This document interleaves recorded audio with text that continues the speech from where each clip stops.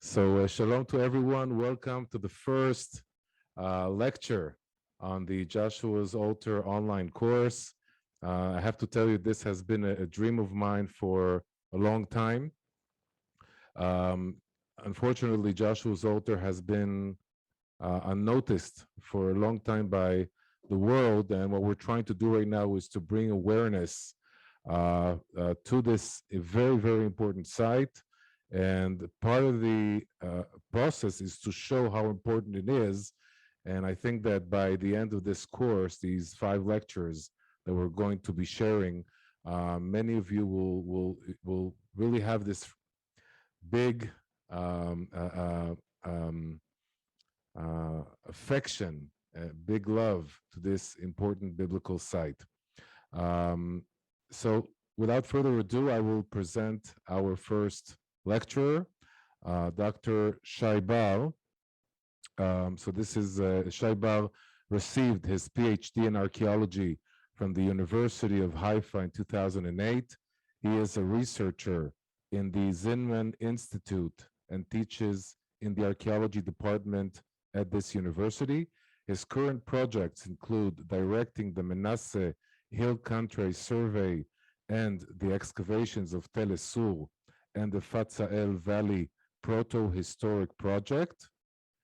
Shay worked with the late Professor Adam Zertal for over 15 years. He is responsible for the scientific archaeological publication of the site. He is the leading archaeologist working today in Samaria and the Jordan Valley, and extensively surveys and excavates sites in this important region. I want to just add another thing. Shay is a very shy person, but I want to add that there is Israel's biggest prize for scientists is the Israel Prize. And I think that Shay should receive the Israel Prize. Shay and his staff have been surveying, walking every inch of Samaria and the Jordan Valley looking for amazing archaeological findings. And unfortunately, this hasn't happened yet. So maybe one day we'll see Shay on the podium receiving his prize. So without further ado, Shay Bar, it's all yours.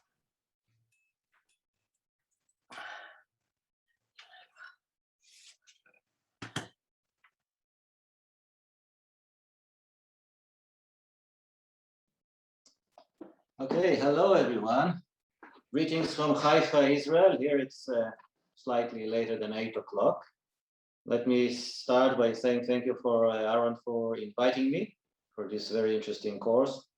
I've been in acquaintance with Aaron for several years now, and what he didn't say is that Aaron is our pilot, because he is our aerial photographer. Because I'm sure those of you who are friends of him on Facebook can see a lot of his very nice aerial photography. And I thank you very much. Of course, he does it like everybody else in the Manasseh Hill Country Survey as a volunteer. And it's another time to say thank you for this important work, Aaron. As Aaron said, I'm from the University of Haifa, and I direct now for the past 6 years the Manasseh Hill Country Survey. I will elaborate a little more on it later on in the lecture. I would just want to start and say sorry, because I'm Israel, and you know how Israeli speaks English. It's not our mother tongue, and I hope that you'll understand what I say. I hope that everything will be clear. I'll try to be as clear as possible. And if not, then at the end, if there will be something that were not understood, I will elaborate on and answer as much questions as you have. Another thing is that I will not give you a full picture of the Ebal site and the story. That's because I have 4 other brilliant researchers that will lecture after me, and I cannot steal all the good stories, and they will be unemployed. Therefore, I will say in several cases during this introductory maybe lecture to Ebal, I'll say, okay, on this, somebody else will lecture, so we'll have more interesting stuff in the future. But I want to start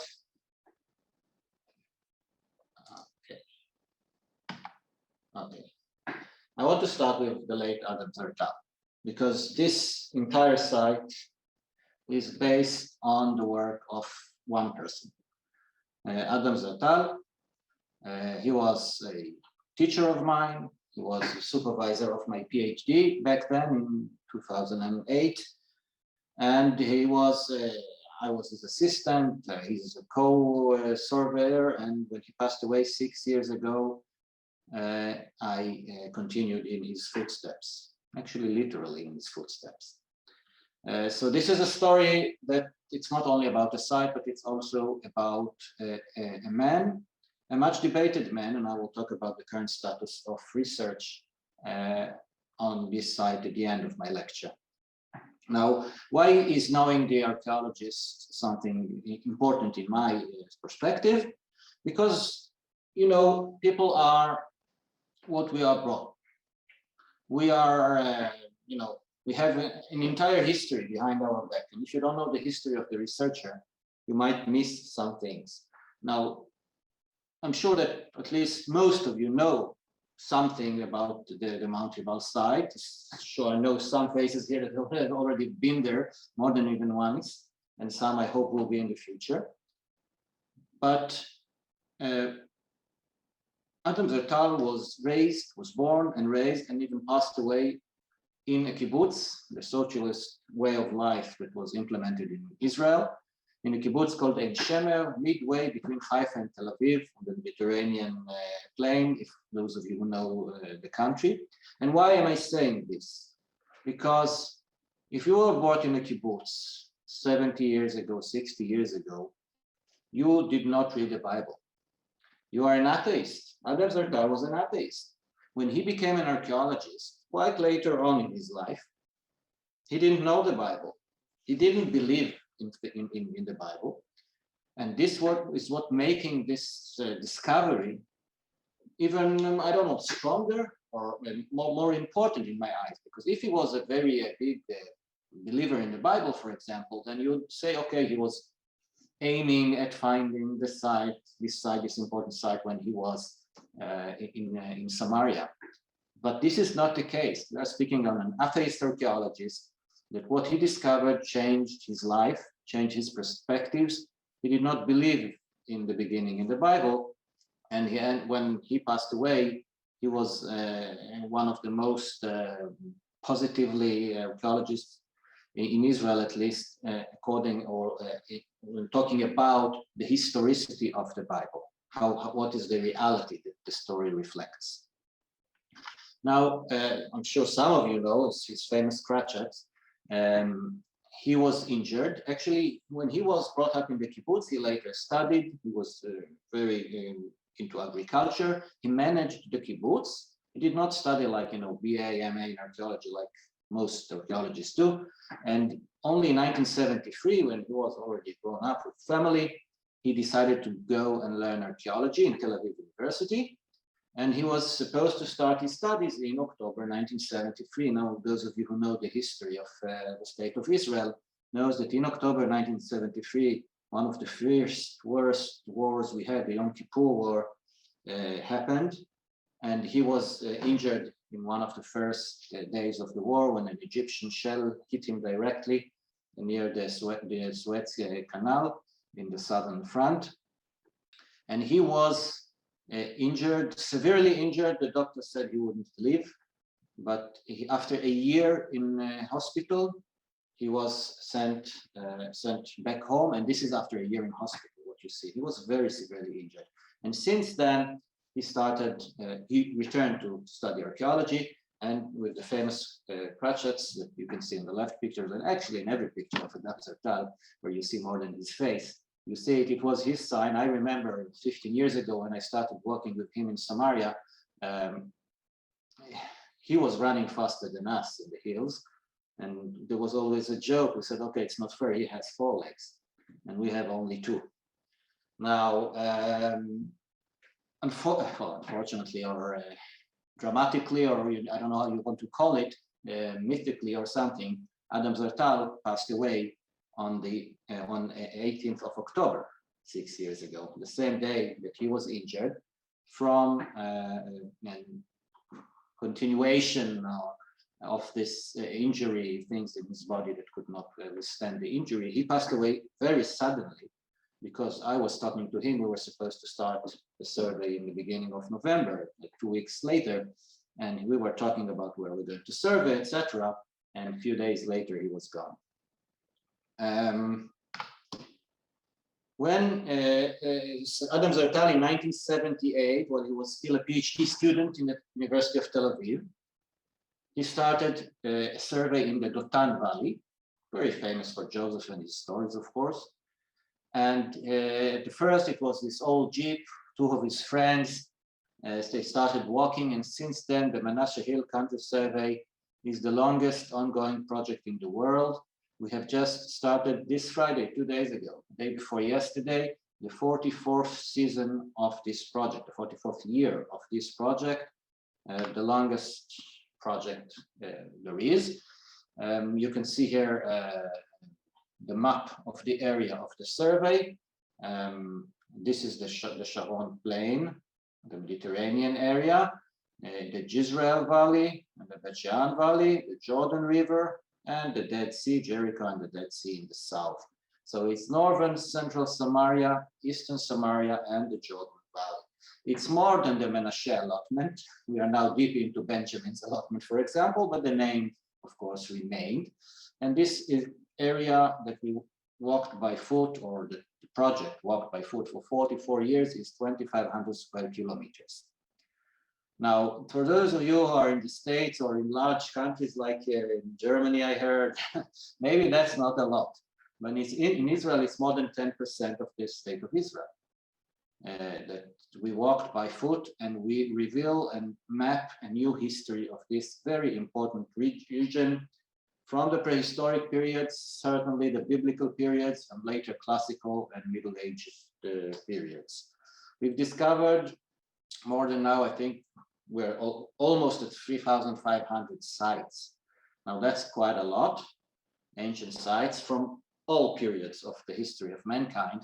But what's really important is not the number of sites, but the fact that most of these sites, more than 80%, were not known before this survey. And this means that the history of this region, which is very important in the center of Israel, has to be rewritten. Because now we have new data, and the new data cannot be ignored. And one of the sites that was discovered and published already in volume 1 of the survey, can you see the cursor that I'm moving on the map? Yeah, okay, is here, north of Shechem, of course, is Mount Ebal, but many other sites from various periods, very important, were discovered in this quite big region. We have published 8 volumes in English, or actually 8 in Hebrew, because it's a dual language publication. 6 were published in English by Brill, Leiden and Boston, very good history and archaeology publisher. And actually the 7th volume is now in their hands, and we are waiting that they accept its publication soon. We have a total of 10 volumes, so we are not halfway, we're more than halfway in the project. Before we delve into the data on Mt Ebal, I think we have to address 2 important words when we're speaking about the archaeology of the Bible of Israel: minimalists versus maximalists. And these 2 important words are by how the researcher is believing or assuming the realistic stories in the Bible. If you are a minimalist, of course, you believe less. You say Bible is mythology, or Bible was invented, I don't know, in the 7th century BC in the Joshua reforms. If you're a maximalist, if you're the extremer you get to one of these sides, then you think everything was or completely wasn't. And I think that when people lecture to the general public that don't know them, I think that they should say from what school, from what part of this line they are. Because if you hear a lecture on Mount Ebal from somebody who's a very dramatic minimalist, it's not the same thing that you're going to hear from me. It's not the same thing that maybe some of you heard already from the late Adam Zertal. So I'm placing myself here. I'm not an extremist. I'm center right in this slide. I'm more of a maximalist than a minimalist, and this makes me a minority in modern day archaeology. Now let's look at this nice map and aerial photography, satellite photography of Israel, and see the location here, the location and of Mount Ebal. But first, let's look. I'm staying here right now. This is Haifa Bay and Akko Bay. This is already Lebanon. Of course, you know the Sea of Galilee, Kinneret, the Golan Heights. This is already Syria, the Jordan Valley. This is the Kingdom of Jordan, the Dead Sea, which is evaporating very fast, as you can see compared to the map, and the south, Beersheba, and Sinai here at the edge, the Gaza Strip and Sinai. Tel Aviv is situated somewhere here. So this is the area, and we are speaking what's on the occurrence and the happenings here in the central mountainous region of Samaria and Judea, which you can see also here, which is the core mountain area of ancient Israel, and the tribes of Manasseh and Ephraim in the north, and then you go south, of course, to Benjamin and Judea, etc. And in this mountainous region, you have Shechem, Nablus in the north, as an important city, going down to Shiloh, Jerusalem, and further south, the Beersheba Valley with Arad and Beersheba. So this is the mountainous area. As you can see, there is a lowlands, highlands, and again, small section of the lowlands of the Jordan Valley near the Jordan River. Israel is very small. Again, for those of you who are in the US or something, this is less than 100 kilometers. We are less than 100 kilometers wide. I don't know, less than 400 or something, more than 400 long. Very small state in America, I think, in size. But this is where we are. And in the center of all this is located Samaria, and is located Mount Ebal and Mount Gerizim and Shechem. It's exactly here in the center of the story. Now, this is a picture taken quite a long ago, like 20 years ago at least, viewing west, and you can see Mount Ebal, which is approximately slightly more than 900 meters above sea level. You can see the northern part of Mount Gerizim, and in between you have Neapolis, the Roman city of Neapolis, which is the modern city of Shechem or Nablus. And here you have very small site called Tel Balata, which is actually the famous biblical site of Shechem. And today it's much more crowded, much more built. Even small skyscrapers are here, and everything is rebuilt. This is the Balata camp, and this is the valley of Askar, Zal Askar, if you know, the sugarcane valley. So I will not talk about the Bible, because other very much more sophisticated and important and known and knowledgeable people will talk about it. I will just remind us all that in Deuteronomy 27 and Joshua 8, there is a very important story in the history of the people of Israel, where an altar was erected on Mount Ebal, and on this altar was a foundation ceremony of the people of Israel, and the famous blessing and the curses on Mount Ebal and Gerizim, etc. And here the people of Israel became one people in front of their God. Now, this site, therefore, I don't know if it's where it is before we start, but this site is one of the most important sites in the history of the Israeli people. It's much more important than my beloved Masada, for example, which is a nice site for mass suicide, if you like mass suicides. It is as important as the Wailing Wall. The importance of the Wailing Wall is from the outside of the Temple Mount. It's important. It's more important than Shiloh, for example, I think, because this is the place where we became people. And of course, on other many sites that are concerned with the history of Israel. And everybody knew it. Everybody that read the Bible knew that this is a very important site and started looking at it when the first researchers, that there were more travelers than researchers, came to Canaan, to Palestine of the 140 years ago, approximately 150 years ago, some of them, and they started looking for the altar on Mount Ebal because it's a very important place. So 4 expeditions, 4 delegations searched for the altar on Ebal between 1870 and 1922. Now we are celebrating 100 years to Raphael Tourneur, the French, who was the last researcher that searched for the altar on Mount Ebal. And they find nothing. They did not find anything archaeologically that can be this very important site mentioned in the Bible. And why is that? We can see, for example, this sketch made by Raphael Tourneur 100 years ago, and this maybe will explain why they found nothing. Because you can see here in the sketch, you can see this is Mount Gerizim. This is sketched from Mount Ebal, looking south at Mount Gerizim, at Shechem. Tel Balata is somewhere here. This is the Kasbah of Shechem. And as you can see, 100 years ago, there was hardly anything here. Modern day, this is a modern day city of Nablus. It occupies almost to the top of Mount Gerizim. Everything, every meter is built. There was nothing 100 years ago, almost nothing 100 years ago. And of course, there was also nothing on Mount Ebal till today, apart from a military camp on top.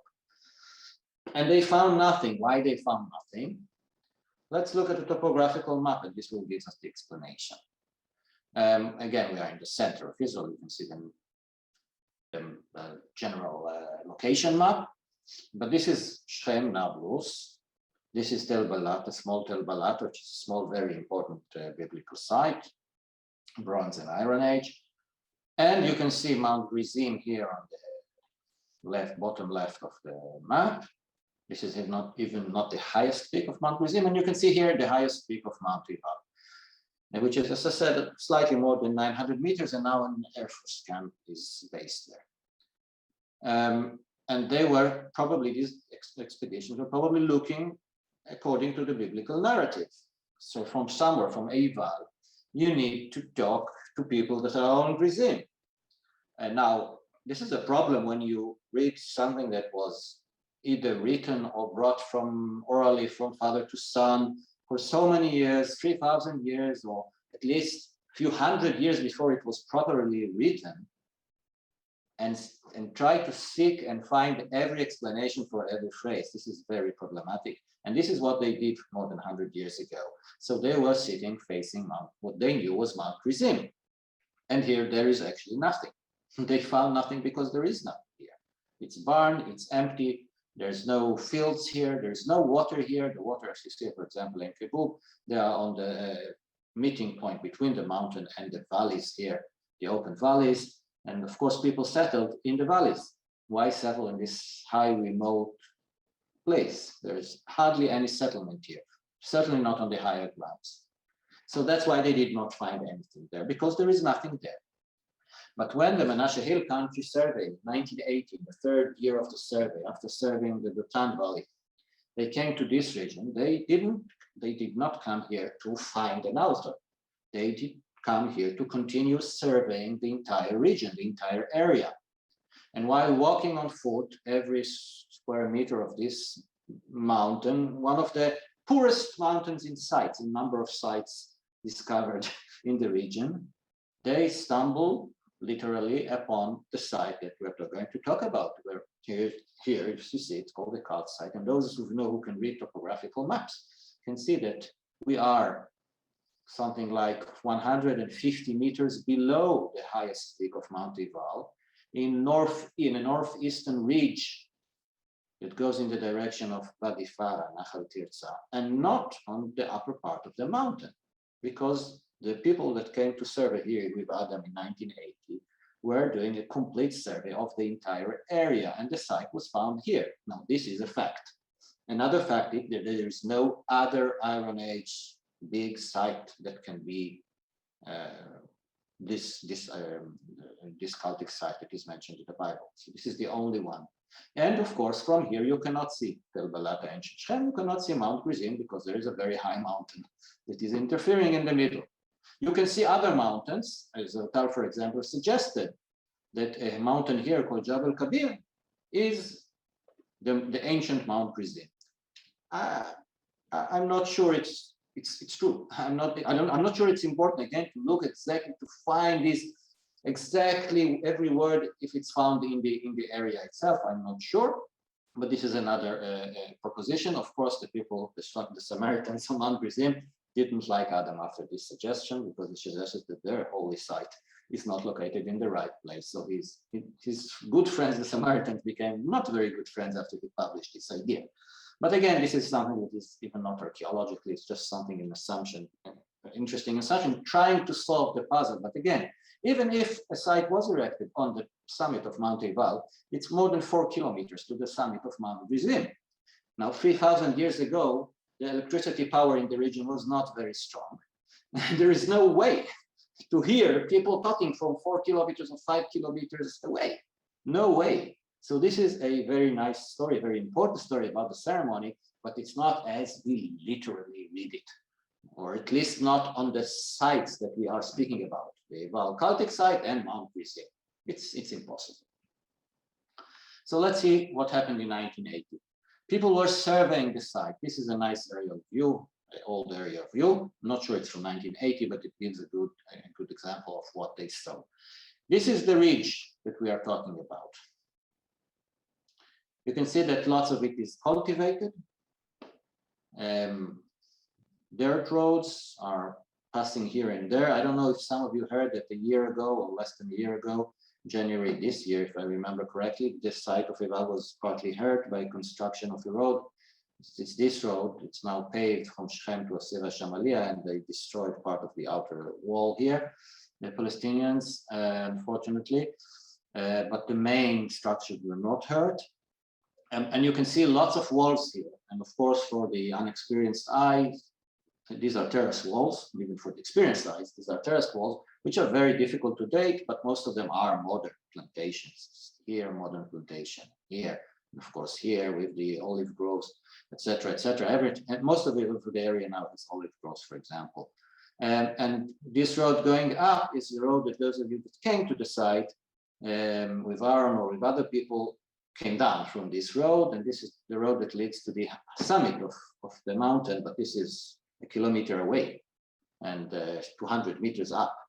So as I said, from here you cannot see. This is the direction of Shechem, Nablus, Tel Balata, but you cannot see, and of course Mount Gerizim, and you can't see, of course, anything. You see a mountain. But when the survey came to this area, they've seen us, and you can see here lots of rocks and falling stones, which means that this was an ancient site. This is another view of the site, and you can see the ridge that I'm talking about from the lower valley below it to the west. And you can see even in this old picture, this pile of stones, which is located on the highest part of this ridge, and it overlooks, and it has fantastic views in most directions. And this is a picture from the first days of the excavation. You can see by the way this guy is dressed that we are in the 1980s and not today. Or maybe his hairdressing also is something that is not very common today. And you can see a big pile of stones. So this is what the site looked like. This is what like the main structure at the site, which then was suggested to be the altar we're talking about, looked like at the beginning. And what Zertal found is that he found here in the patches in between the stones pottery fragments, sherds, that he dated to the Iron Age 1, which is the 13th century BCE, 12th century, now a little pushed to the 12th, 11th century BCE. And he said, okay, this is a very interesting site, and he wanted to excavate it. He did not know that this is an altar or whatever, cultic site, whatever you want to call it now. For him, it was a site from the time that Israel entered Canaan, and he wanted to excavate it. So that's how it started. Now, this is a general, I'm sorry for this map being in Hebrew, but this is the important thing. This is a general plan of the site, just to so you can see the main architectural features. So this is what is called the altar. Now, as an archaeologist, we assume things. We are never sure of anything. I can call it maybe the main structure of the site. Of course, this is what was interpreted by the excavator as the output is speaking about. It's area A, and it's this big structure. Of course, we're going to see it, all the details soon. And you can see that apart from it, it is enclosed in a small enclosure, which is in its turn enclosed in a bigger enclosure, maybe with an entrance here, not sure. In the south, it's not sure, but it's partly missing, as you can see. So actually there are two enclosures. There are even steps, built steps, area B, between the larger enclosure and the smaller enclosure, and in the maybe center of the middle enclosure, high above, as you can see, dominating the surrounding is the main structure. Actually, there were more features. I will take to them more features here. But this is the main. This is how everything began. And when I talked about the destruction, the partly destruction of the site, this wall here was dismantled for being used as the paving of a road. So it's part of the outer enclosure. Unfortunately, luckily enough, the main structures here were not hurt. It was stopped on time. So when the excavation started, and this is from the, I don't know, first season or second season of the excavation, you can see here the small map.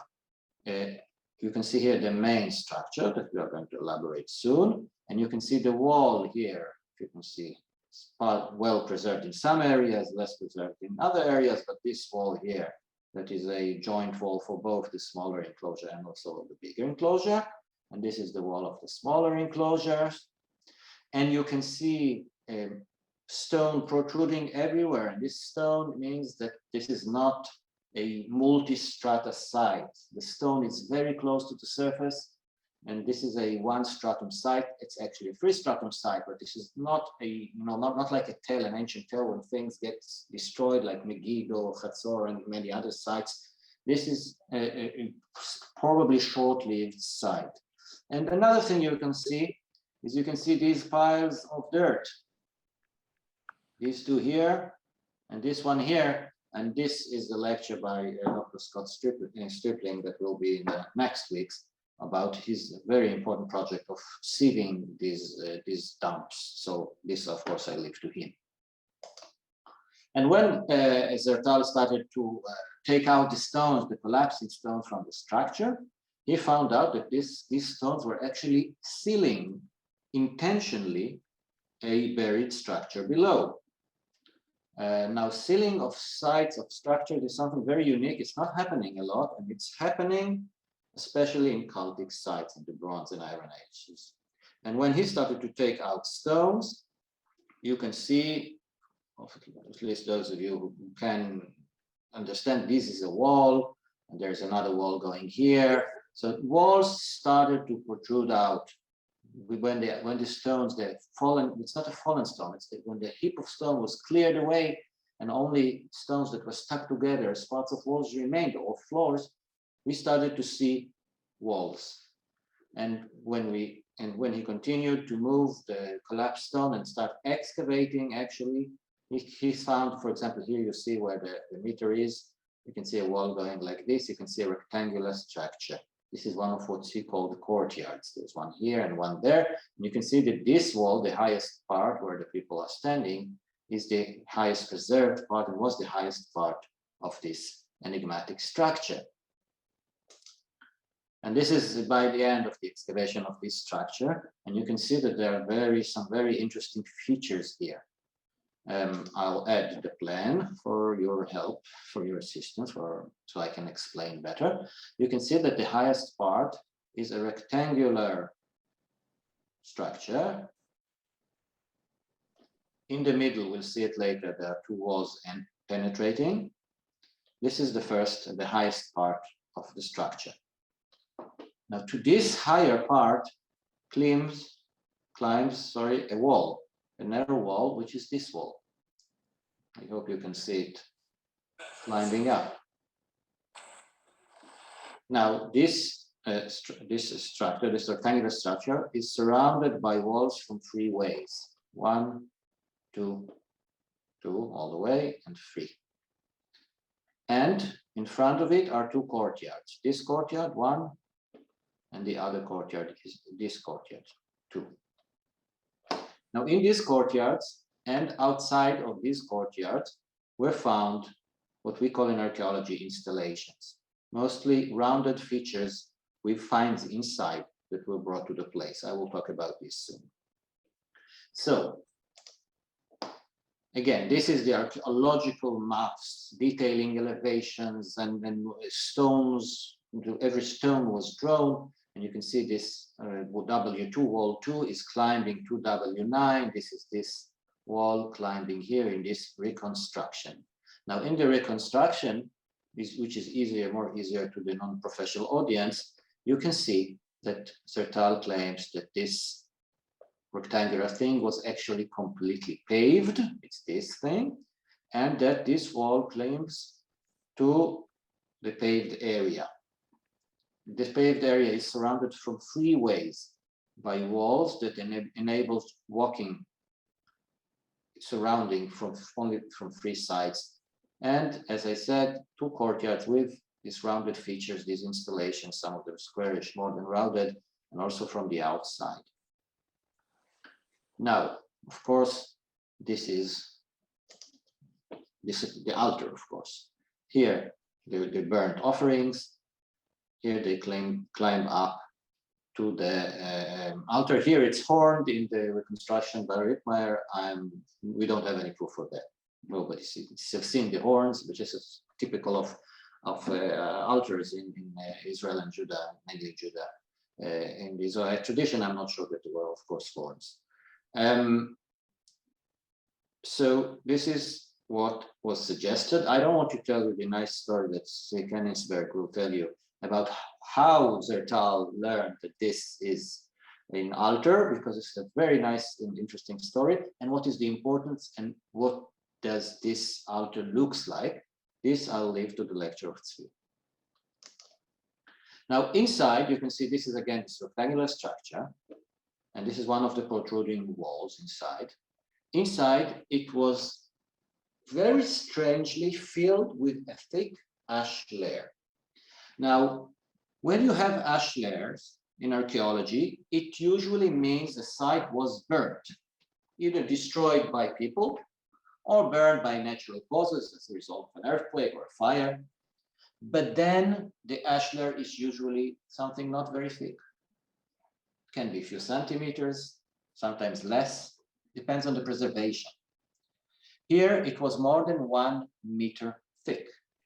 Not only this, one of the most important things is it was hardly found outside the rectangular structure, meaning somebody poured ash inside. Now this is very important and very hard to explain. And here's a rare footage of Adam during the excavation, by the way, and you can see the black ash. Very, very nice picture showing the black ash all the way up. You can see the remains of this wall. Everything is black. Again, this is not a matter of incidental or deliberate fire that occurred at that structure, because then we would find this ash layer also outside of the wall, because the structure is larger. It's something that was poured inside. Now, this entire ashy thing was filled with animal bones. You see the 3 dots. I will not talk about the animal bones. They are very important to this discussion, but other people will talk about them and their significance as indicators that this was an Israelite cultic, the result of Israeli cult. I will not say anymore, but I can say that the ash layer predates the construction of the altar, meaning when you have a stone-sealed structure that you do things on top, as you've seen in Rittmeyer's reconstruction of this altar, then everything is closed. I mean, you're not opening and pouring things inside. So there was an earlier cultic activity on the side that was again sealed, like that the entire site at the end was sealed by stone. Here it was sealed. The earlier cultic activity was sealed when the major structure of the altar was constructed. So these are remains of the earlier cultic activities. Where is the ash from the later cultic activities? We don't know. We don't have a clue. Now, for me, as an archaeologist, one of the most important signs that we are speaking about a cultic site is the installations, the sacrificial offerings installations. Now you can see that this is the main structure that we talk about. This is the rectangular filled with ash structure, and these are the courtyards. Also in the courtyards, but mainly outside of the courtyard, almost in every excavated place, and not everything was excavated, you see these rectangular stone features. You have here a nice example. You see 1, 2, 3, 4, 5. This is actually these 5. And this is W20, the wall, the outer wall of the structure. And they abut, what we mean archaeologically, when something abuts something, it's in the same period. It means these installations are from the same period of the main structure. Therefore, what was found inside relates to the main structure. Now, I can tell you that what was found inside is offerings. And this is super rare. When I took Professor Yossi Garfinkel from the Hebrew University, a very known archaeologist, to the site, and I told him about this, he said, this is the most important site. And the most important thing about the site, we know about the bones, we know about the structure and what it looks like, etc., etc. This is much more convincing. This is the more important, the sacrificial offerings, because we don't have in any other Iron Age site something like this. Now, what was found inside? The majority of the sacrificial offerings installations had jars inside, pottery. What was inside, I am very sorry to say, we don't know. Of course, because it's very close to the surface and it's modern, it's the soil of the surface. If we were excavating these sites now, 40 years later, then we would have Weizmann Institute chemists working with us and doing very important work that cannot be performed anymore because we don't even have the soil that was left inside, because this is a 40 years ago excavation. This is very, very, I'm very, very sorry for this. But almost every, but this is the fact. It was discovered and excavated 40 years ago, and at that time that was the methodologies of the excavation. But most of these offering installations everyone had usually one jar inside.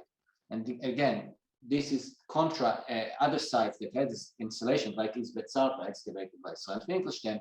But these they did not have jars inside. They were silos for storage of surplus for agriculture. Here, almost every installation had a jar or something inside. Now, there were some more prestige items found in these installations. For example, earrings, including one of gold, which means that somebody left here something which is maybe more prestige. We had these reasons. But again, most of the things were pottery. And when this pottery was, where they did it, restored, we can see two very interesting things. One, it's a unique type of jar. They called it jar jug. Why they call it jar jug? In archaeology, there are jars and there are jugs. Jar is something that is used usually to contain things. It can be either as part of your own small household kitchen. You have wine in it, you have olive in it, you have whatever you want. It's a container of usually liquids. And of course, it is used also in commerce. And a jug is a one-handled small jar that is used to pour liquids. Now, in Ebal, and only in Ebal, in the Iron Age of Canaan, we have jar jugs, meaning they have all the handles like jars for commerce or whatever, and the handles for pouring things like jug. It's like a new type of vessel, which is unique to this site, almost unique to this site. If you find it elsewhere, it was probably brought from Ebal. So this is one thing very strange. And what's even stranger is that the handles of these jars, on the handles, were marks. You can see here, for example, this jar jug, it has the jar handles and the jug handle, and you can see here marks. You can see here two, in size dots, it's incisions. These were done before firing of the vessel, which means it was done on purpose. It's not a reuse It's something that was done specifically for these vessels. Here you can see the first time when Adam found them, he said it's like it's imitating faces because it looks like a nose and two eyes. But then he found many other types. Here you see 3 holes, and there are many, many types. And when the excavation was over, and you can see here the central structure, and you can see here the storerooms I'm going to talk about later, which are not known almost. Nobody speaks about them, unfortunately, but there are more structures at place. Every dot here is a handle with incision. Everywhere, inside the structure, inside here. Here in some of the installations, the offering installations, etc., etc. Everywhere has these punctures, these things. And what are these? What are these enigmatic? Look at the one here. Look how nice it is. Lots of dots, not a face. Now, my assistant, Oren Cohen, had made a master in Haifa University dealing with these marks under the supervision of late Adam Zertal. And he recorded more than 500 handles that were of 30 different subtypes that were found in the region of Menashe and Ephraim in Samaria. Now, 80%, more than 80% of them were found in 2 sites, Ebal and Shiloh, the 2 sites that are main cultic sites of ancient Israel. They were not found in other places or hardly found in other places. So Zertal and Oren Cohen suggested that these are marks of donation and tethys sent by the Israeli communities to their sacred sites, which again supports the claim that this is an Israeli cultic site. Now, when other researchers heard this, they say, no, maybe it's probably another thing, like potter's marks. Now, it's true you have potter's marks on various vessels, like when I excavate Bronze and Iron Age sites, which are not Israelite, they are Canaanites, 1 in 200 or 300 handles of jars has a potter mark on it. Here, every second, almost every second of or third handle has such a thing. It's not just the potter marks. There are 30 different subtypes. There are 30 different potters working in this desolated area. And other people say, okay, so it's not potter's mark, it's some kind of administration marks of the Israelite, non-Israelite, the Iron Age population of the region. Okay, well, donations is kind of administration, I agree, of course. But this is something that when you find it in the Ebal and Shiloh, then it's the most important, I think, again, pottery here makes a statement about the importance of this cultic site. Now, as I said, there are other structures at the site. These were, I can't understand even why, neglected in most or few publications that were about the sites, and nobody speaks about them. For example, the main structures are found here between the steps and the main structure in area, we can call it A or B. It's actually part of area B. And this is a hand-drawn sketch of it by Zertal, and you can see that there are walls here, and this is what he called the 4-room house, which is very difficult to say that it's a 4-room house, but it's certainly a structure with walls, as you can see, filled with pottery. As you've seen before, many of the handles with signs were found in this structure. So it's probably something that's connected to storage that connects to the main structure, to the altar itself. If it's an altar, then it has to have somewhere to store all the things that were brought to the site. So this we hope to publish in the near future because nobody knows about it.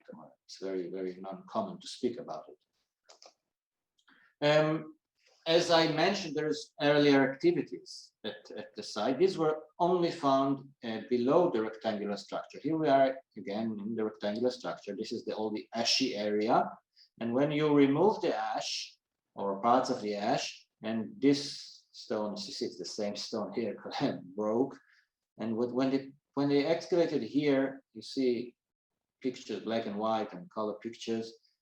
You have stones close to the surface of the site. I don't have an idea yet what are these stones, if it's something built or natural, But in the middle of the structure, you have a rectangular earlier feature. Now, this looks like the other installations from outside, but this is certainly earlier. So is this part of the earlier cultic activities on the stone surface of the area before the construction of the larger altar or what big rectangular structure? It's something that has to be still verified. It's an option. It can be other things. It's a rectangular, not rectangular, sorry, a rounded, less than 1 meter wide feature. But it might be also a cultic, and it was covered with the ash and with the remains from the earlier cultic activities. Now let's speak about the material culture of the site. Now we've spoken about pottery and some other finds, but I want to emphasize some of the important stuff. First, pottery is usually the most important thing when you excavate. You'll find lots of it. You can do statistics, you can date, you can do several things. First thing we have to say about the pottery of the site is that it's simple and crude, as are most of the pottery of the early Iron Age one found in Samaria and the Jordan Valley that are considered Israeli by some researchers. So it's the same, generally speaking, most of the pottery, not everything, because there are thousands of sherds, but most of it is typical mountain country Iron Age pottery. Ron Be'eri and Oren Cohen that started to write a more detailed report of it suggests that most of it is early, very early Iron Age 1, like 1200 BCE. Now, what's important and is not known is that 70% of the identified sherds belong to closed vessels.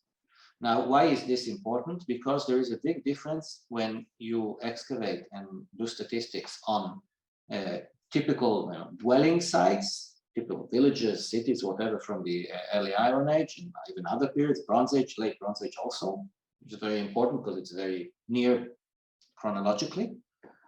And if you look at cultic sites, temples and cultic installations. In dwellings, most of the vessels, usually about 70%, are open vessels to serve, like bowls, cooking pots to cook. People think that most of the finds are things that people do at home, cook, feed, etc. In cultic sites, most vessels are closed vessels, like jars and things that are brought to the site with either donations or whatever that you have. And you don't cook in most cultic sites. You don't cook, you don't feed people, you don't have to have much plates, cooking pots, etc., open vessels, what we call. So this statistic, which is very important, if I'm not wrong, it was never published before, is that this looks like from the statistic point of view, like a Bronze Age cultic site or an Iron Age cultic site, and not like a Bronze or Iron Age dwelling, farm, whatever you want to call it. And of course, very large storing component with the commonest vessel, the very famous collar dream pithoi that you can see here, an example of a restored vessel. Actually, it's in the entrance to my institute, the Zimmerman Institute, this specific specimen. And this what Adam Zertal called it the refrigerator of the early Israelite, or something like this, because it can use to store food, to store liquids, to store water in the sites that are not near the springs. Of course, we have collar dream pithoi from already in the late Bronze Age, and it continues, but this is the commonest thing you find in Israelite sites in the mountainous area of Samaria. And the last thing I want to say about the pottery, there's a lot to say about the pottery, but I'm running out of time. The last thing I want to say is that out of more than 4,000 diagnostic sherds, meaning sherds that we can say are part of specific vessels, only 4 are lamps, which means that people were not active at this site at night, which means again that this is not a dwelling site. In dwelling sites, you have much more lights. Here, lamps. You need light. Here, you don't have, you hardly have four or five examples of lamps, which means, again, this is not a typical dwelling site. This is something completely different. Again, the statistics of the pottery is sometimes very important. Let's move on to some of the glyptics, some of the coolest finds. In the site were found 2 Egyptian scarabs and a cube or a seal, and I'll elaborate a little more about them. This is an Egyptian scarab. Baruch Brandl is a known Israeli researcher from the Israeli Antiquities Authorities who's focusing on scarabs and glyptics. Says it's from the days of the pharaoh Ramesses II from the beginning of the 13th century BCE. Now, those of you who know the chronology and the biblical suggestion about, the problem is that the Bible is not mentioning the name of the pharaoh who's responsible for the Exodus, any pharaoh. From this time, it does the later pharaohs like Shushanak I, Shishak are named by their own name, but here you're just saying Pharaoh, Moses, go for the Pharaoh, etc., without mentioning his name. Most of the scholars, at least those that looked at the reality of the story or tried to suggest that Ramesses II, one of the strongest pharaohs of the period, was the king of the Exodus. If it's true or not, I don't know. I'm not an Egyptologist, and they are, of course, in conflict in themselves. They don't have, of course, a straight answer. But this is a scarab from his times, so meaning that the site is later than this, because scarabs are not very good at dating because people would keep them as heirlooms, as even a nice jewelry item from later than the issue of the certain king or something like this. But this means that our site should be dated later than the mid 13th century, for example, because it can't be before, because this is the date of the scarab. Another scarab is a royal scarab of another very famous pharaoh from the late Bronzes called Tutmosis III, but this is a memory scarab from the days of Ramesses II, again, the same pharaoh. We have the same date. Now you can see this is a very nice scarab, unfortunately partly broken, but you can see here, for example, a crocodile.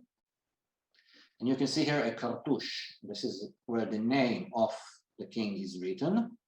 And this is bearing the king's name. King is Tutmosis III because it's a memory scarab. And you can see here a pidato, what's called in Egypt, which is a seated Egyptian archer. You can see the typical Egyptian arch. And this is his hand, his head, and he sits with his legs bending. So this is the seated archer, and this is actually not a very common scarab, quite a rare scarab, from the same date, from the late 13th century, or mid 13th century. Again, giving us a date that before this site could not have been used, of course. And then we have the cube from Ebal, and it was found in the ash, inside the rectangular structure, probably part of the earlier cultic activities at the site. And it was found, this cube, very nice cube. It's like a dice from, if you are in Israel, you have Sheshbesh, most famous Israeli game probably, played on the shore. It's the size, it's like less than 2 centimeters per face with 6 faces.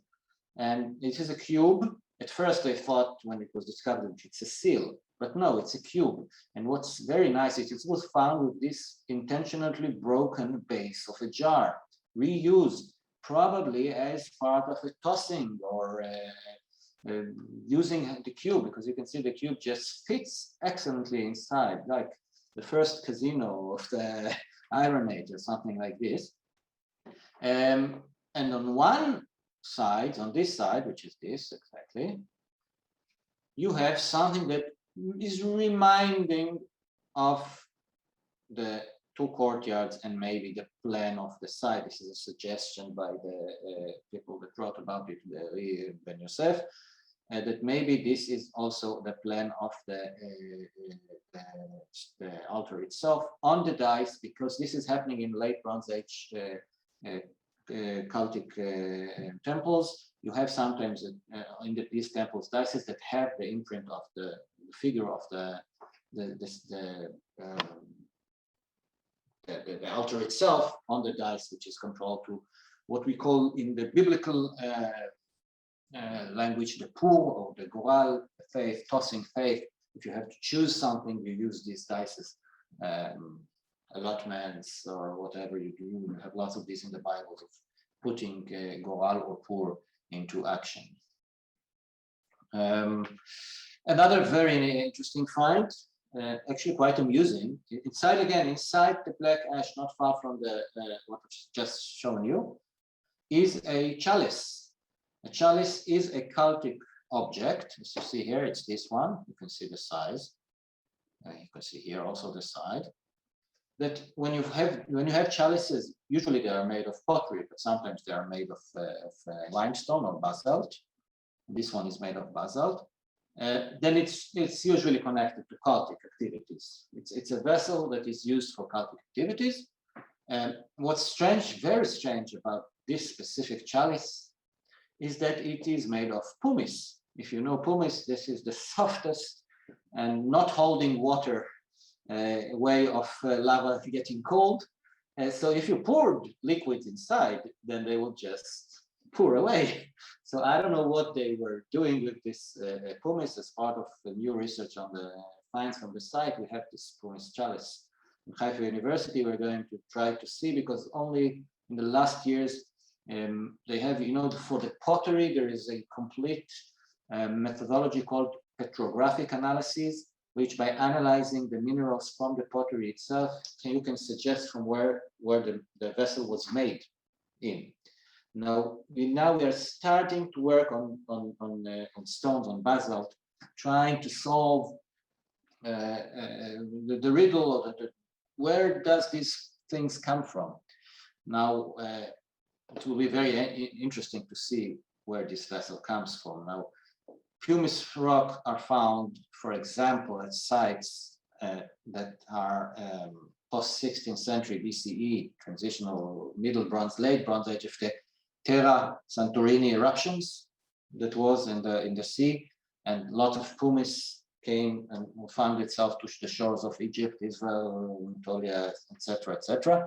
So this can be an origin of the pumice itself, but where is the vessel specifically coming from? I don't know. It's going to be very interesting because, again, as I said, it's not the kind of material you do a chalice from if you want to use it. So it's just something very interesting that we still have to figure out. And one of the last things on the material culture I want to talk about is this remains of plaster. Now, remains of plaster are very rare in Iron Age sites. They are not found in simple dwelling sites. People do not coat their structure with plaster. This is something you do in special structures. For example, temples in the Late Bronze Age are sometimes coated in plaster. I've just now been excavating a temple in Tel Sur in the Sharon Plain, in Wadi Ara, and we found a Late Bronze Age, 14th century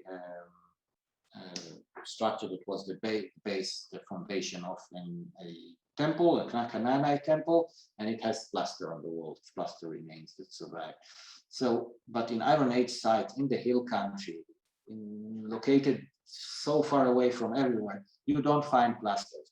Now, this was never checked before. The plaster is still in the shape that it was found during excavation. We did not touch it, we did not wash it. We didn't do anything with the plaster for the specific reason. We have more than 60 or 70 pieces of plaster. They were, by the way, found in different locations at the site, not concealed in one place. But this is so very strange. And again, I'm not referring to the biblical narrative completely, but I just want to bring one phrase from the Bible. And this is from Deuteronomy 27. Moses and the elders of Israel commanded the people, keep all these commands that I give you today. When you have crossed the Jordan unto the land of the Lord your God is giving you, set up some large stones and coat them with plaster. Write on them all the words of this law. So are these plaster remains connected to the phrase, the biblical phrase that say, go to Ebal, build a cultic site and coat it with plaster? Very interesting.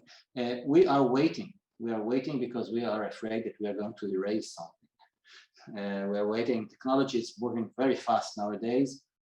15 years ago, when we were thinking of options for example, photography of different kind of things to this, It was in the beginning. Now things are much better, and I hope that in the near future we'll be able to see if there is something maybe written on it. But even if not, it's still something very unique for Iron Age sites. Zertal concluded his reports of the excavation, and this is his words, that the discovery of the site is evidence of an important text or event in the Bible considered by many scholars as mythological. It is reasonable to assume that the text was written close to the event and not a late edition, 7th century, for example, which is very common, suggesting that at the time of Joshua, things were collected, rewritten, or invented. The discovery contradicts the view of the minimalists and supports the historical background of parts of the biblical narrative in regards to the beginning of Israel. But things weren't so easy for Zertal. No way, even not until he passed away. Apart from Ralph Hawkins, who will speak here, who's in the listening audience, I've seen him before, who wrote his PhD and then a very important book on the Iron Age structure on Mount Ebal. And he's still dealing, of course, with this, and he will be one of the lecturers in this course. Most other people rejected it. For example, the late Aaron Kempinski, in a paper in Bar magazine in 1986, while the excavation was still ongoing, said that the Mount Ebal altar is an Iron Age watchtower. Professor Larry Steger, that was the chair of the Harvard University Department of Archaeology, for example, said, if there was an altar on Mount Ebal, as Zertal suggests, we biblical scholars and archaeologists should all go back to kindergarten. Now, when I teach Ebal to my students in Haifa University, I love this Larry Steger phrase, because this is a very, you can read whatever you want in this sentence. It can be very positive and very negative at the same time. But this is what happened. People neglected the site. People don't talk about the site. The present status, Adam passed away 6 years ago.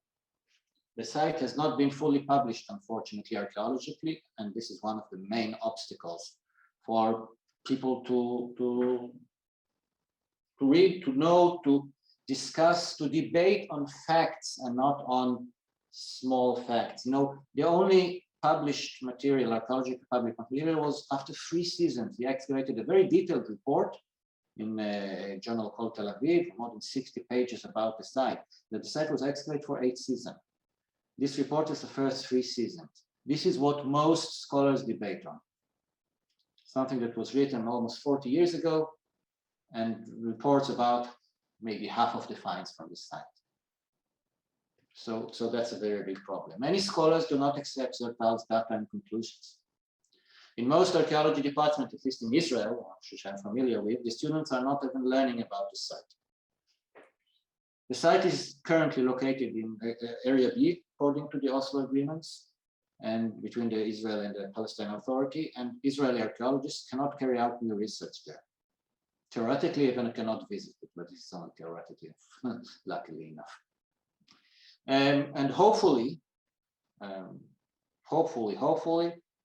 in October 2022, my research team is supposed to start, at last, work on the final publication of this very important excavation. Thank you. This is from the original picture from the excavation site, removing the stone rubble from the main picture. Thank you so much, Dr. Shay Bar. I have to say that I've learned a lot, and I thought I knew everything, but I've learned a lot from this very, very fascinating lecture. I think now it's time to ask questions because we have 58 people at the moment, and we can't let everyone raise their hands. If you have any questions, if you can write things in the chat box, all the way down at your screen, you have a chat box, and you can ask questions over there. Or if it's too complicated, you can just write your name, and then we will let you unmute your microphone so you can speak with Shay. So you have a few minutes to write your questions or your names at the chat box. In the meantime, I want to ask Shay a question. Um, there are obviously one of the issues that is a stumbling block for the Manasseh Hill Country Survey team to continue the research and the publication about the altar. Um, there are funds. You mentioned in the past that there is some difficulties because of the fact that the site is located in Samaria, in the what's called the occupied territories by some people, the West Bank, or by us, Judea and Samaria. Um, why is that? Why is there a problem with research in those areas? Well, this is a very frustrating situation for me as an archaeologist working there. The main obstacle is it's connected to raising funds, but it's more connected to being able to publish things not from only from the Ebal site, but from Judea and Samaria. My PhD was on the Jordan Valley and Eastern Samaria in the beginning of the Bronze Age, few thousand back from the time that we are talking now. Now today, most journals in Europe and the US, most academic journals, more than 95%, won't accept publications of Israeli archaeologists from Judea and Samaria and the Jordan Valley. They do it because according to the Hague Convention, this is an occupied territory and therefore only salvage projects can be made in this region.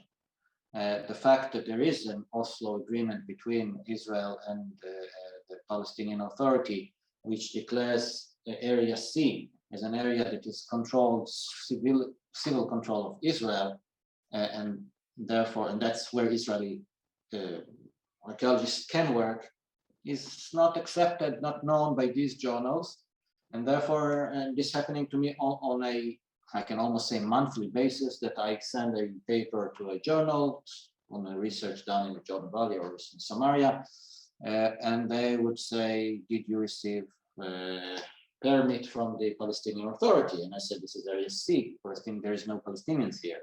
They don't have any jurisdiction here, according to the agreement between these two groups, the Israelis and the Palestinian Authority. And they say, we don't care, you give us, we won't publish anything because according to the Hague Convention, this is occupied territory. Now, this means that researchers that are working in Judea and Samaria, like myself, cannot publish. Now, you know, in academic world, it's publish or perish is the famous proverb. I can only publish in Israeli newspapers, which are not considered, impact factors, high ranks, and this is an obstacle for my academic progress, and it's an obstacle for every young student that is willing to work with me or with other people, with very few that work in this region and cannot publish their work in places, and I cannot lecture in almost not all the lectures in Europe and the US, which is the main lectures area for archaeologists doing Middle East archaeology. I will not be accepted for these conferences, for this, and this is very problematic. And that's why I'm almost the only Israeli archaeologist working in the region. And therefore, I cannot get much of the funds because if I apply for example, Israel Science Foundation, and they say and they send every application for 5 reviewers, it's enough that one of them is politically involved or or knows this situation, and most of them know that he can, even without stating that the reason is politics, can rule out my proposition, and therefore I cannot get funds. So this is a very bad situation for research in Samaria, and it's especially bad because sites are being destroyed on a daily basis there by looters and by unauthorized constructions of Palestinians. Okay, thank you. I see that we have a couple of questions. Okay, where do we start? Would the incisions keep the handles from shrinking during firing? No, usually what keeps things from shrinking during firing is the temper you put inside, the way the things you put inside the clay before you fire it. This is what makes the clay strong. These are incisions that are made for as a note, saying something, either a potter mark or a donation mark or whatever, or something that we don't know. It is something that you do on purpose, and it's not connected to the specific technological firing of the vessel. How long will it take to examine the plastered stone to see if any words of the Torah are on them? I don't know. I don't know because I don't know what is the technology involved. I don't know because we don't have a budget for this yet. So there are many obstacles on the way. And I don't know because I don't know the technology, because maybe it's a technology that is fast moving or fast to achieve or to do. And maybe it's something that takes time, like carbon 14, 418, etc. So I don't know. Is it possible to obtain the PowerPoint slides? I think that it is part of everything is filmed, or I feel like on the film. So yeah, I mean, you have something, but this is not the question to me. Do you think the altar was built on top of a forming cultic worship area? The true answer is I don't know. I don't know because I have not started working on reading everything that was written on a daily basis by the archaeologists that dug that site more than 40 years ago. This will do, as I said, probably late 2022, when we start working on the final publication. This is what we do. We have to read every word that was written and see the pictures and try to understand what was written, what was found during the excavation, not what was found 40 years later. Now, I can say something openly. I had a lot of discussions with Adam. He was not very young. And I told him, don't, I mean, you are the only one who can publish Ebal because you are the one that excavated it. It's very hard. I did it a few times to publish excavations of other people that perished or that are not in archaeology anymore. And it's very difficult. It's something that the archaeologist has to do because he remembers. And he told me, Shay, 40 years passed. I don't remember. You think that I remember everything it was 40 years ago? The true answer is it built on a former cult? I know that some people suggest it was. I know that Adam wrote in Hebrew that it might was. I don't know. I will tell you in a few years. And I'm not sure that I will have an answer for this also. The fact, I don't know what will be the data and what will we be able to say about this.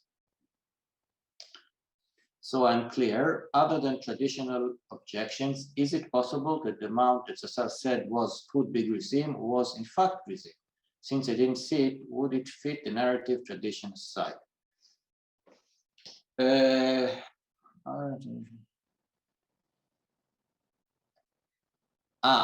Okay, I can see. I see. I didn't understand what exactly. If and correct me, Neil Johnson, if I'm wrong. You said that since we currently think that this is the site mentioned in the Bible, of course, the cultic site, and I gave you my reasonings at least why it is cultic, then according to the location, if you take what's written in the Bible literally and suggest that people from 4 kilometers can hear, I'm not sure at all, but let's theoretically say they can, then the Grizim can't be where Grizim is today, of course, but you can walk 20 minutes and reach a location where you can see Grizim. This is a tricky question. I don't have a good answer. I'm sorry.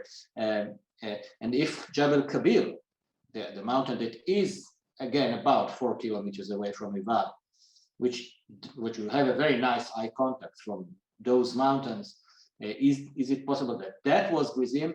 For this, I will have an answer because the Menashe Hill County Survey in January starts for the first time ever an archaeological survey of Mount Kabir, of that mountain. So if we'll find Iron Age sites there, we might suggest, okay, this might be Grizim. Maybe there's an altar on the other side. What? Maybe there's another altar on the other side. I don't know. It will take us about 2 years to survey it. So in 3 years, we'll have an answer. Sorry, it takes time to walk. It's a very big mountain to walk it. Basically, according to the mandate for Palestine, nothing has changed legally since then. All of Judea Samaria are Israel. It is, so to speak, occupied Jewish territory. Oh, okay. It's not important. I'm here as an archaeologist and not a person with political agenda or ideas, so I will not. You are in. I don't know, but I'm not sure that this is exactly right. I hope that this is right, but I'm not sure about this data, and it's not archaeology. Sorry, I won't refer to this specifically. There are stones that have the lime plaster. Do any of them have any writings of them? No. I mean, we have plaster remains. We have few stones that the plaster was still stuck on, the small stones, but this is all the stones that hold the plaster. If there were any writing, it was on the bright, clean side of the plaster, not the one that was stuck to the stones. We didn't see a single letter, but again, we didn't clean anything because, you know, it's very easy to erase things if you clean them, especially things that are written on plaster. So I don't know what will be there when once we'll manage to try to see if there is something written there. Shay, when you start working on the final report, will part of that final report be analyzing the pieces of plaster more carefully? Yes. To a technology that will be available at the time, I hope very soon, but at the time when we have the budget and everything.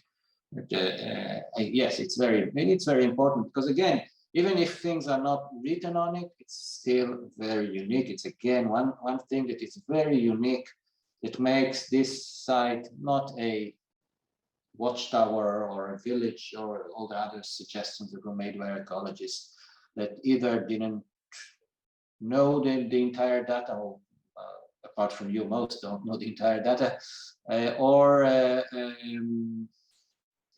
didn't want to see the new picture emerging and go back to kindergarten, as Larry Steiger said, etc. Is it just a coincidence that the arrival of Israel into the Menashe Hill Country corresponds to the transition between the Bronze Age and Iron Age? Is there anything from the material culture that could indicate Israel's ability to work with iron? Okay. Again, transition between the Bronze Age and Iron Age took some time. It was not a very, one-day blow. It took about, I don't know, maybe even 100 years. It depends where, in what region in Palestine, in Israel. And well, it's not a coincidence, but many things happened when the late Bronze Age collapsed, like in the beginning of the 12th century or whatever. There's a big collapse. Egypt forces withdraw to Egypt, and they fight the Philistines and the other sea people in the Delta, saving Egypt in the last moment, and the territories more to the north, kingdoms fall apart, and there are new immigrants to the region, and the Israelite people are entering Canaan, and there are the Jordanians and the Moabites, the Edomites are starting also this time to gain consciousness. It's a time of collapse in the region, and in time of collapse, smaller groups can gain more force and maybe go to empty areas, and that's probably what happened here. Again, probably, of course. You won't hear something sure from me because this is archaeology and things might change in the next day with new findings and everything. But we have to be open-minded to all possibility. Is there anything from the material culture that would indicate Israel's ability to work with iron? None. This is an easy answer. In the specific site, though, nothing that has to do with iron. and do remember that, it's something I always ask the student. What is the commonest metal in the Bronze Age? It's copper. What is the commonest in the Iron Age? It's Bronze Age. The naming of the periods do not fit exactly because they were made years before any metallurgical research was performed. So iron penetrated much later, at least 100 or 200 years later, the first signs of iron. So probably we won't find a solution in Ebal for this. Bar is an evangelical publication. I believe, is it under the same constraint as you are describing? I don't know. Bar is a half popular publication. I don't know if it's evangelical or it's not. I'm not sure. I don't know. But Bar is less problematic because even Zertal, well, it was many years ago, published in Bar about the altar. I don't know. It's again, it's not solving my problem because it's not considered an academic journal. It's a semi-popular journal. In the end, if it has constraints a lot, we have to ask the editor. I don't know. Did any Levantine cultures at the time perform cultic activities at night? Very good questions. I don't have a clue. Don't know.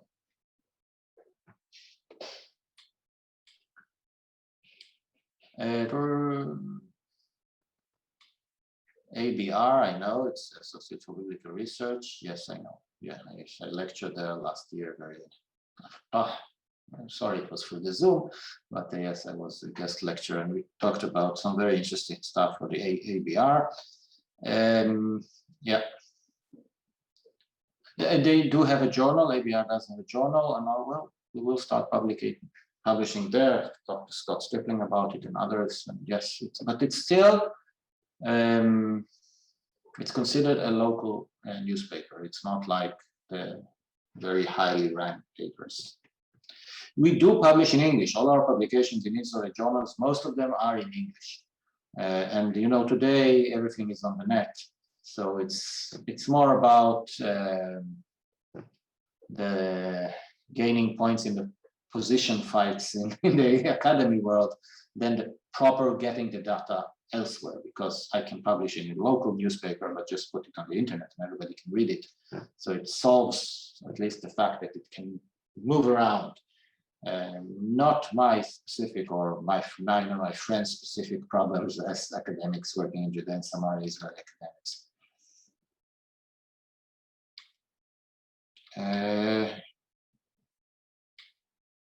Okay, thank you, Ralph. Would Egypt want the scarabs back? It's a good question. I don't know if you want the scarabs. This never occurred to me. Egypt, I'm not sure they want the scarabs back. I think that there were found about a few thousand Egyptian scarabs in Israel from the late Bronze Age, mainly, and Iron Age. So I'm not sure they want it back. If ever, I don't know, there will be a peace treaty between Israel and Palestine, then the Palestinians would maybe want it, because this is what happened with the peace of Egypt. Everything that was found in Sinai Peninsula, lots of archaeological excavations were carried out there, was sent back to be buried in some Egyptian storage facility. I don't think it's even on show anywhere. So this might happen. It's a question of agreements between countries. Thank you for the kind words of several different people.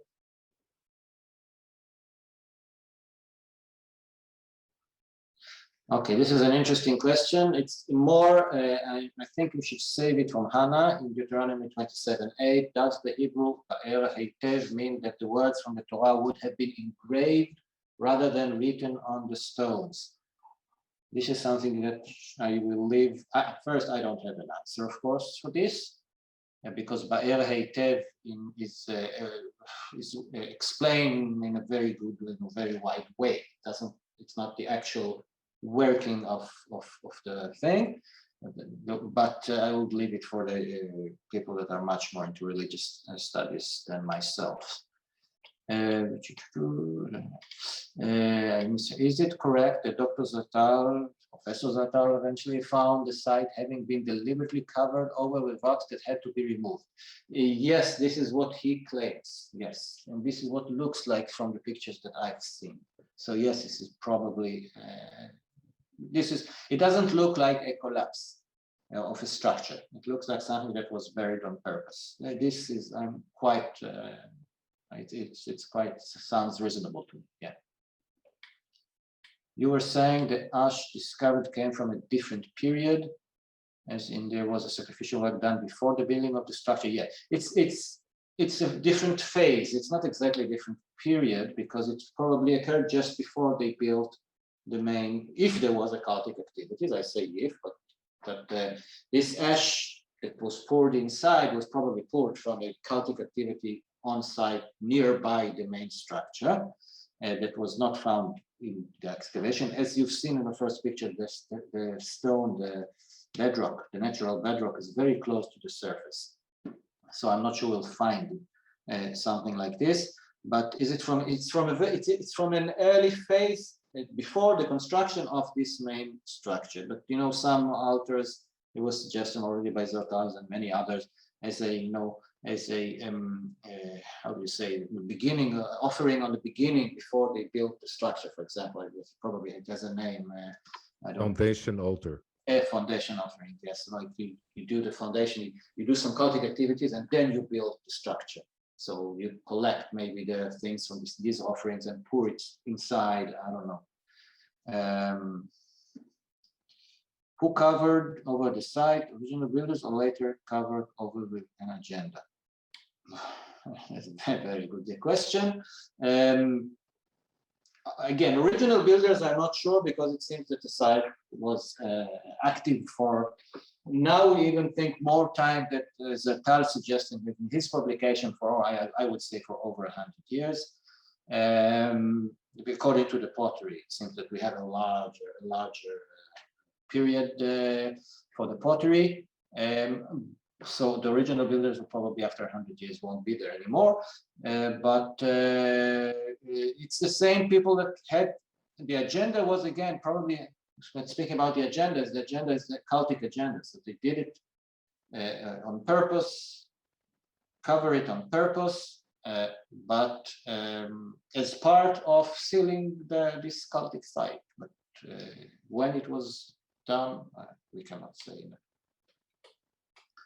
Is there any plans to protect the site from any more bulldozing or deliberate destruction? Any safeguards in place? No. For this, I have an answer. The answer is no. This is according to the Oslo Agreement, Area B. Israel has only military control there. It's very sad because it's Area B because Adam wanted it to be Area C, and the line between Area B and C just passes just outside the site. I will say foolishness because I'm polite, but it's one of the biggest stupidities in Israeli archaeology.